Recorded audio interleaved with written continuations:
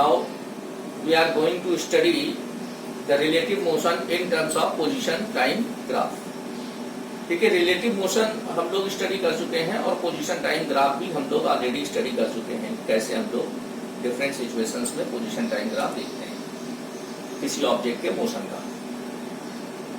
आपको ये भी पता है कि अगर दो ऑब्जेक्ट एक साथ मोशन कर रही हैं और दोनों ऑब्जेक्ट के बीच की जो डिस्टेंस है वो इंक्रीज होती है या डिक्रीज होती है, तब हम लोग ये बोलते हैं कि एक ऑब्जेक्ट के पास दूसरे के रिस्पेक्ट में रिलेटिव मोशन है।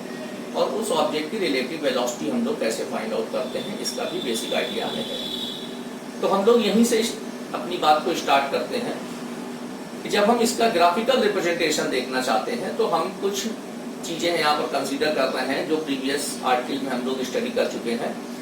Suppose two object are moving in the same direction with velocity v1 and v2।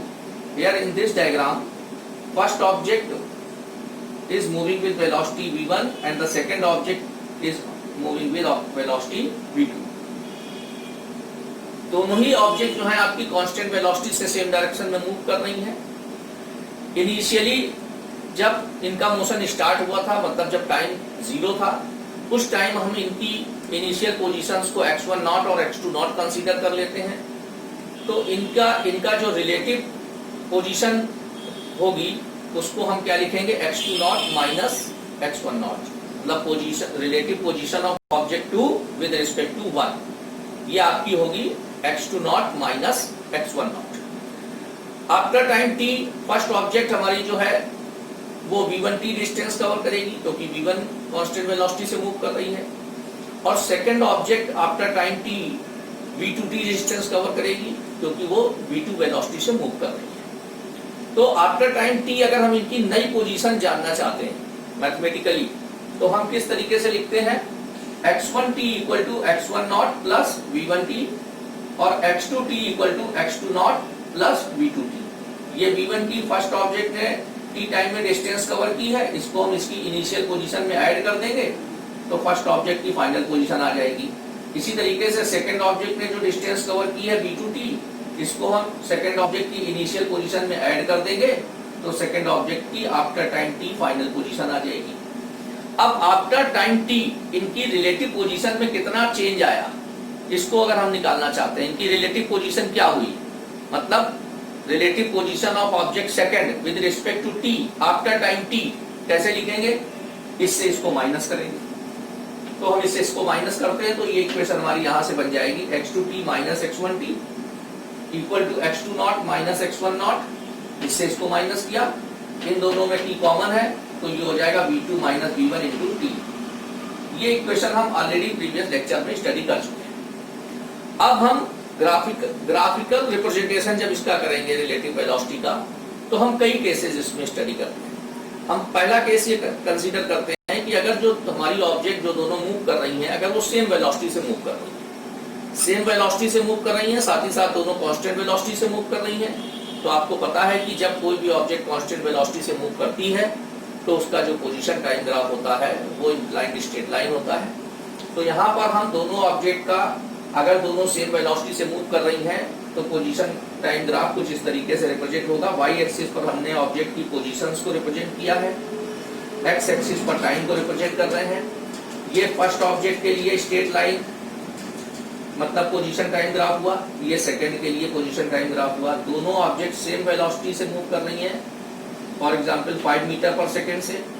First object की इनिशियल पोजीशन x1 नॉट यहाँ पर 10 मीटर शो की गई है, सेकंड ऑब्जेक्ट की initial position means x2 not यहाँ 30 metre से शो की गई है।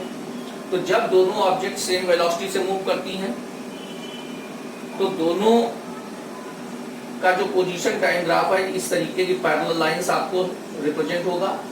और अगर आप यहाँ देखें कि v1 v2 की वैल्यू सेम है, इसलिए अगर आप रिलेटिव वेलोसिटी निकालेंगे ऑब्जेक्ट सेकंड की विद रिस्पेक्ट टू 1 तो वो 0 आएगी। Relative velocity of object second with respect to 1 कैसे लिखते हैं हम लोग, v2 माइनस v1, और ये आपकी 0 हो जाएगी क्योंकि v1 और v2 की वैल्यू सेम है।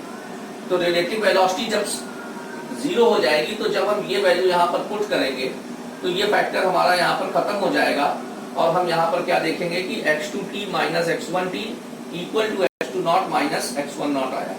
मतलब आपका टाइम t सेकंड की फर्स्ट के रिस्पेक्ट में रिलेटिव पोजीशन इनिशियली सेकंड की फर्स्ट के रिस्पेक्ट में जो रिलेटिव पोजीशन थी उसके इक्वल दिखाई दे रही है। और इसी बात को हमने ये जो लिखा हुआ है, जब इसको जीरो कर दिया तो ये सिचुएशन आ जाएगी, और इसी सिचुएशन को यहाँ ग्राफ पर पैरेलल स्ट्रेट लाइन के थ्रू जो है यहाँ पर रिप्रेजेंट किया गया है कि जैसे जैसे ऑब्जेक्ट आगे मूव करती जाएंगी, ये जो ये गैप है इनका पोजीशन का गैप, ये बराबर बना रहेगा। ये इस ग्राफ से शो हो रहा है। तो यहाँ पर इस तरीके का ग्राफ अगर हमारे पास है दो वेलोसिटीज के मोशन का, और ग्राफ कुछ इस तरीके का आ रहा है पैरेलल स्ट्रेट लाइन, तो हम ये देख करके बता सकते हैं वैल्यूज, ये हमको 5 मीटर पर सेकेंड गिवन हो या ना गिवन हो, हम ये आइडिया लगा के बता सकते हैं कि दो ऑब्जेक्ट हमारी वो हैं, वो सेम वेलोसिटी से सेम डायरेक्शन में मूव कर रही है। इसके बाद हम लेते हैं केस सेकंड। केस सेकंड में हम ये कहते हैं कि जो फर्स्ट ऑब्जेक्ट है हमारी वो v1 वेलोसिटी से मूव कर रही है, और सेकंड ऑब्जेक्ट v2 वेलोसिटी से जो मूव कर रही है उसकी वेलोसिटी फर्स्ट से ज्यादा है, means v2 is greater than v1। तो आपको ये बेसिक आइडिया है कि जब कोई भी ऑब्जेक्ट है, अगर हम उसका पोजीशन टाइम ग्राफ प्लॉट करते हैं और straight line inclined straight line graph आता है, मतलब ऑब्जेक्ट कांस्टेंट वेलोसिटी से मूव कर रही होती है, तो उसका स्लोप स्ट्रेट लाइन का जितना ज्यादा होगा वो उतनी ज्यादा वेलोसिटी से मूव करती हुई कही जाएगी। तो अगर हम कंपेयर करते हैं दो ऑब्जेक्ट के मोशन को पोजीशन टाइम ग्राफ में, तो जिसका स्लोप ज्यादा होगा उसको हम बोलते हैं कि वो ज्यादा वेलोसिटी से मूव कर रही है। तो इस सिचुएशन को हम अगर रिप्रेजेंट करना चाहें तो कुछ इस तरीके से रिप्रेजेंट करेंगे। ये आपने y एक्सिस पर ऑब्जेक्ट की पोजीशन को रिप्रेजेंट किया है, x एक्सिस पर टाइम को। फर्स्ट ऑब्जेक्ट का पोजीशन टाइम ग्राफ ये हुआ स्ट्रेट लाइन, सेकंड का ये हुआ। अब अगर आप इन दोनों में देखें तो इसका स्लोप ज्यादा है। स्लोप हमने यहाँ पर क्यों ज्यादा दिया हुआ है? क्योंकि सेकंड ऑब्जेक्ट हमारी ज्यादा वेलोसिटी से मूव कर रही है। तो ये इस तरीके से स्लोप को देख करके हम ये आइडिया लगा सकते हैं कि दोनों ऑब्जेक्ट में कौन ज्यादा तेज चल रही है या किसकी वेलोसिटी ज्यादा है। तो अब अगर यहाँ पर देखा जाए इस सिचुएशन को, तो इस सिचुएशन को हम जरा यहाँ से फिर से डिस्कस करते हैं। इस इक्वेशन ए से यहाँ पर देखिए कि v2 की वैल्यू v1 से ज्यादा है, तो v2 माइनस v1 का की जो वैल्यू होगी वो पॉजिटिव होगी। अब यहाँ पर हमने t की वैल्यू 1 पुट की, t की वैल्यू 1 पुट किया तो हमने क्या देखा कि इसकी रिलेटिव पोजीशन जो है कितनी इंक्रीज होगी, v2 minus v1। It means after every second the relative position of object second with respect to 1 increases by an amount v2 minus v1। तो एक सेकेंड में रिलेटिव पोजीशन में कितना इंक्रीज हो जाएगी, v2 माइनस v1। 2 सेकेंड में 2 into v2 minus v1, after 3 second 3 into v2 minus v1 and so on. तो ये रिलेटिव सेपरेशन देखिए ग्राफ में इस सिचुएशन को कैसे शो किया गया है। इनिशियली इनका रिलेटिव सेपरेशन देखिए x2 naught minus x1 not है। उसके बाद जैसे जैसे ऑब्जेक्ट का मोशन आगे हो रहा है, ये देखिए सेपरेशन जो है ये गैप बढ़ता जा रहा है। तो जो चीज यहाँ से मैथमेटिकली रिप्रेजेंट हो रही है उसी चीज को यहाँ पर ग्राफ में इस तरीके से शो किया गया है कि दोनों के जो पोजीशन टाइम ग्राफ है वो डाइवर्ट हो रहा है इस तरीके से। तो यहाँ पर इस तरीके से रिलेटिव मोशन को रिप्रेजेंट ग्राफ पर किया गया है। तो इस तरीके का ग्राफ बना हुआ है। तो ये आपको क्लियरली शो कर रहा है कि सेकंड ऑब्जेक्ट फर्स्ट से फास्ट मूव कर रही है, दोनों सेम डायरेक्शन में मूव कर रही हैं, और रिलेटिव सेपरेशन टाइम के साथ साथ इंक्रीज हो रहा है। और ये भी बात आपके दिमाग में क्लियर होनी चाहिए कि after every second this relative separation increases by an amount v2 minus v1। एक सेकेंड में कितना सेपरेशन इंक्रीज होगा, v2 माइनस v1। अब इसके बाद नेक्स्ट केस कि अगर दो ऑब्जेक्ट हैं, दोनों मूव कर रही हैं और इसमें सेकेंड ऑब्जेक्ट की वेलोसिटी कम है, तो सेकेंड की वेलोसिटी जब कम होगी तो सेकेंड ऑब्जेक्ट का जब पोजीशन टाइम ग्राफ हम प्लॉट करेंगे तो उसमें जो स्ट्रेट लाइन आएगी उसका स्लोप फर्स्ट से कम होगा। तो इस चीज की सिचुएशन को यहाँ ग्राफ में देखिए जरा। ये आपका ऑब्जेक्ट की पोजीशन हो गई y एक्सिस पर, x एक्सिस पर टाइम, फर्स्ट ऑब्जेक्ट का पोजीशन टाइम ग्राफ ये स्ट्रेट लाइन है और सेकंड की ये। यहां पर देखिए सेकंड का स्लोप कम है और फर्स्ट का स्लोप ज्यादा है। इससे क्लियर हो रहा है कि फर्स्ट ऑब्जेक्ट हमारी जो है हाई वेलोसिटी से मूव कर रही है और सेकंड लो वेलोसिटी से मूव कर रही है। इन सेकंड की वेलोसिटी कम है। इनिशियली अगर आप इनको देखेंगे तो इनिशियली जो सेकंड ऑब्जेक्ट है फर्स्ट से आगे है। फर्स्ट आपकी x1 नॉट पोजीशन पर है, सेकंड x2 नॉट पोजीशन पर है। ये t इक्वल टू 0 पर इनकी पोजीशन है। अब जैसे जैसे मोशन आगे बढ़ेगा तो आफ्टर ए सर्टेन सिचुएशन ये दोनों लाइन एक दूसरे को इंटरसेक्ट कर रही है। जहां पर ये दोनों लाइन एक दूसरे को इंटरसेक्ट कर रही है उस सिचुएशन से हम दोनों ऑब्जेक्ट के मीट करने का टाइम और दोनों ऑब्जेक्ट किस पोजीशन पर मीट करेंगे ये फाइंड आउट कर सकते हैं। इंटरसेक्शन पॉइंट के नीचे हम टाइम एक्सिस पर जो भी टाइम की वैल्यू रिटर्न होगी इससे हम time of meeting find out कर सकते हैं। ग्राफ से रिलेटेड क्वेश्चंस के लिए ये आप ध्यान रखिएगा। और इंटरसेक्शन पॉइंट के सामने जो यहाँ पोजीशन वाली एक्सिस पर जो पोजीशन लिखी होगी उससे हम किस पोजीशन पर ये दोनों ऑब्जेक्ट मीट करेंगी ये पता कर सकते हैं। ठीक है, अब इसमें देखिए जरा इस ग्राफ का नेचर थोड़ा हम लोग मैथमेटिकल इक्वेशन से अपनी समझते हैं। फिर इक्वेशन नंबर 1 की तरफ आते हैं। देखिए V2 की वैल्यू V1 से कम है तो V2 माइनस V1 जो होगा वो निगेटिव होगा। और जब हम यहाँ टाइम को धीरे धीरे बढ़ाएंगे तो ये फैक्टर हमारा निगेटिव में बढ़ेगा और निगेटिव में बढ़ेगा तो इस वैल्यू से माइनस होता जाएगा लगातार। तो ये वैल्यू क्या होगी हमारी धीरे धीरे कम होती जाएगी। तो इनिशियली क्या होगा कि जैसे जैसे टाइम पास होगा तो ये रिलेटिव पोजीशन क्या होती जाएगी दोनों ऑब्जेक्ट की कम होती जाएगी। इस चीज को इस सिचुएशन को ग्राफ में यहाँ पर रिप्रेजेंट किया गया है कि ये सेपरेशन देखिए कम होता जा रहा है और एक पर्टिकुलर टाइम पर आपका 0 हो गया। तो जिस टाइम पर ये दोनों ऑब्जेक्ट एक दूसरे से मीट कर रही हैं उस टाइम पर रिलेटिव सेपरेशन दोनों का क्या हो गया है 0 हो गया है। और सिचुएशन क्या हो जाएगी x2t minus x1t equal to 0। तो दो ऑब्जेक्ट जहां मीट करती हैं वहां पर के लिए कंडीशन आपके पास आ गई x2t minus x1t equal to 0 और x2t इक्वल टू x1t।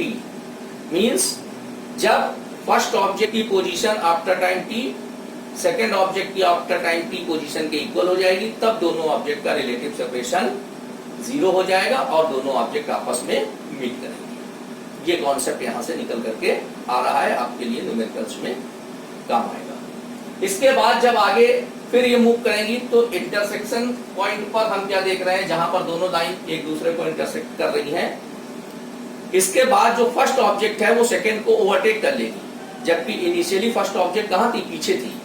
तो इस टाइम के बाद ये जो टाइम आया इसके बाद ये फर्स्ट ऑब्जेक्ट आगे जा रही है और सेकेंड ऑब्जेक्ट आपकी ये जा रही है। तो जब हम x2t माइनस x1t की वैल्यू देखेंगे तो ये क्या हो जाएगी, निगेटिव हो जाएगी।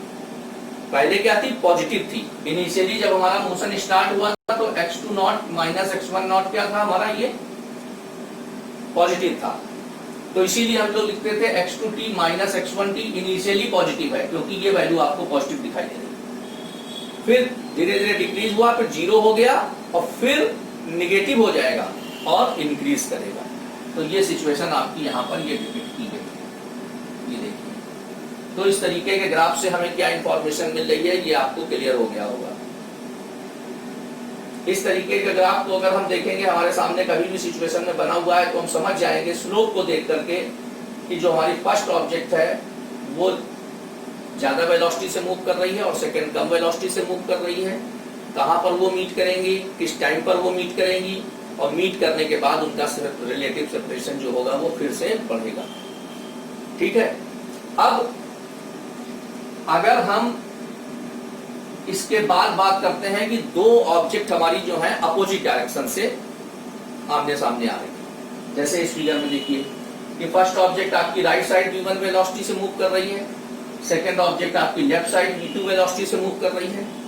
तो इस सिचुएशन में अगर हम इनका पोजीशन टाइम ग्राफ प्लॉट करेंगे तो ये भी इसी के जैसा होगा, बस थोड़ा सा ये हो जाएगा कि फर्स्ट ऑब्जेक्ट के लिए तो स्ट्रेट लाइन ऊपर जाएगी और सेकंड के लिए ये नीचे जाएगी। सेकंड के लिए नीचे क्यों जाएगी? क्योंकि वो अपोजिट डायरेक्शन में मूव कर रही है। उसकी वेलोसिटी को क्या हम दिखाएंगे? निगेटिव। तो जब निगेटिव वेलोसिटी रिप्रेजेंट करेंगे तब हम इसको ग्राफ को इंक्लाइंड स्ट्रेट लाइन इस तरीके की लेते हैं। इसका आपको बेसिक आइडिया है। और जहां पर ये दोनों लाइन एक दूसरे को इंटरसेक्ट कर रही है, ये आपका टाइम ऑफ मीटिंग हो जाएगा और ये पोजीशन ऑफ मीटिंग हो जाएगी। इसके करस्पॉन्डिंग जो पोजीशन एक्सिस पर आपकी वैल्यू मिलेगी। तो इस तरीके से आपका ये पोजीशन टाइम ग्राफ हुआ। अब अगर हम ये मान के चलें कि ये जो आमने सामने से दो ऑब्जेक्ट आ रही हैं, सपोज हम ये मान लेते हैं कि दो ट्रेन आमने सामने से ऐसे आ रही है, तो अगर एक ट्रेन में बैठा हुआ पैसेंजर दूसरे को देखेगा तो उसको अपनी तरफ तेजी से आते हुए देखेगा।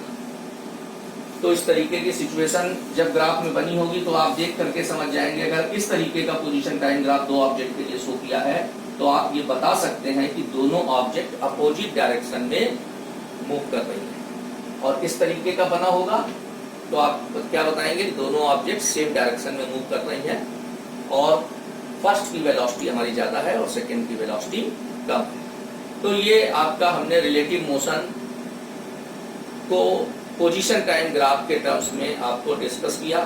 तो रिलेटिव मोशन से रिलेटेड जो ग्राफ से रिलेटेड क्वेश्चंस होते हैं उनको हम इस कॉन्सेप्ट की हेल्प से सॉल्व कर सकते हैं।